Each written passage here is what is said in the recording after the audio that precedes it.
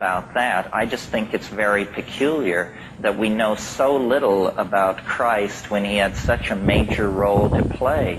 I mean, take a guy like Mani.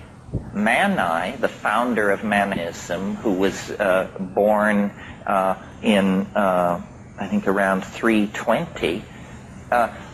God, we know everything about Mani. We have his tax returns. I kid you not.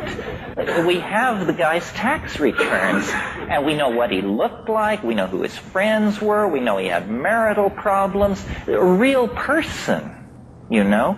And yet his religion was stomped into oblivion. So there's something funny about all this. And of course, Christ is no ordinary person. Christ is the third person of the Trinity, God incarnate. And out of all of this religious foment, Gnosticism, Hermeticism, Chaldean oracularism, Jewish syncretism, so forth and so on, and Christianity was in there, but it was just one in the crowd, but with sharpened elbows and a sense of organization, it was able to slowly worm its way into a position of dominance. The real Christians, whatever that means, probably were stamped out under the name of pagans. You see, what happened was the message of Christianity was that the end of the world was imminent. This is the other thing that they were into that has also reemerged in modern times, is the imminence of the end of the world. And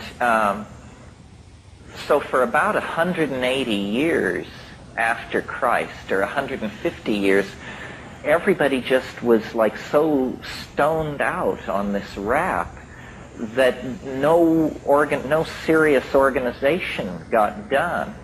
And they just waited for the end of the world in little communities, practicing voluntary poverty and, you know, doing their thing. And then it began to slowly dawn on people that it had been a long time since the Messiah's promise. And it was kind of stretching out a little.